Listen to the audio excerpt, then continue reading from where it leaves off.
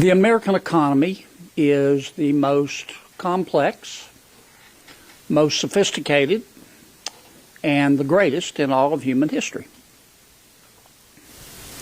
It is influenced by many factors, but there are three in particular that I think most fair-minded people could agree on. Number one, interest rates. Number two, consumer confidence.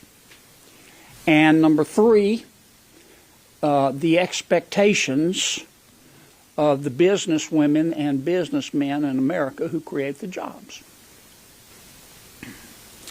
Now, here is what they see. I think after 14 months, we understand what the Biden administration believes in.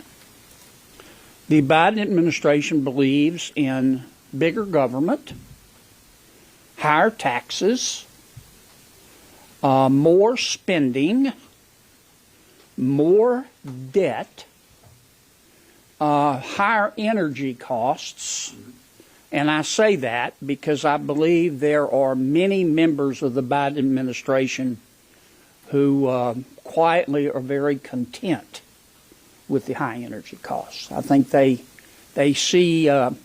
believe that high energy costs sells a lot of electric vehicles, and that this is a good experience for the American people to have to take the pain of higher energy costs. Maybe that will quicken the death of fossil fuels. And I think the Biden administration, if you look at its proposed budget, believes in a weaker military.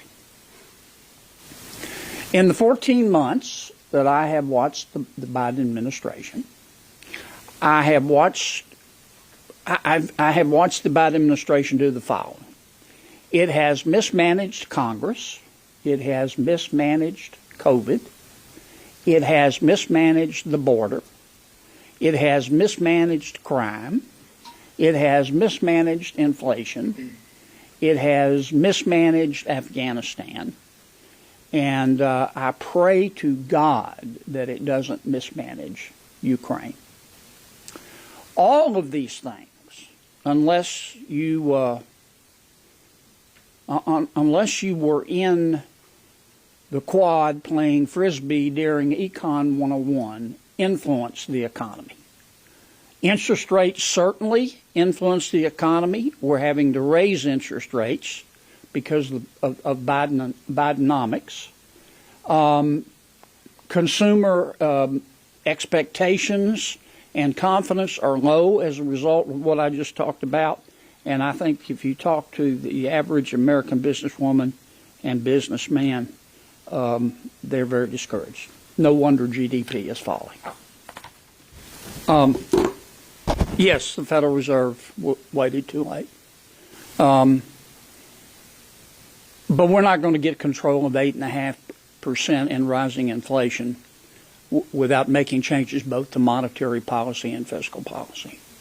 I think the Federal Reserve now understands the mistake it made. It's scaling back quantitative easing, and clearly they're raising interest rates. But you know what?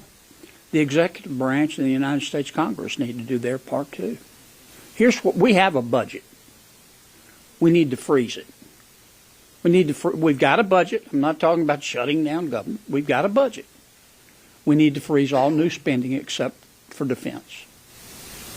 And if you poll the members of the United States Congress, they'll say, "That's a great idea. Great idea."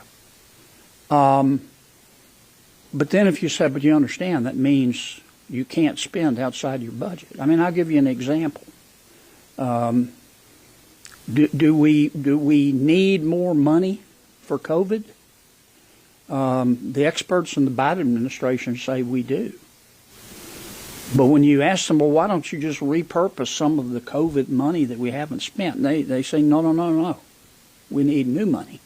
That adds to inflation. We have a crisis at the border. It's going to get worse, folks. You watch. In the next 2 months, the Biden administration is going to say we need new spending for border security. And the cherry on the banana split is the big tech giveaway bill, the so-called China competitive bill that we're going to be asked to vote on. That's $250 to $400 billion, and it's a giveaway to big tech. Okay, if you believe in fiscal responsibility and restraint, you can't vote for that bill. Final point I make is look. Let me give you an example of the shortcomings and the reason I don't think this administration is taking all this seriously. Nobody in their right minds, if you're trying to get control of inflation and beat back stagflation and keep from having another GDP drop, would try to promulgate new NEPA rules unless you've parachuted in from another planet.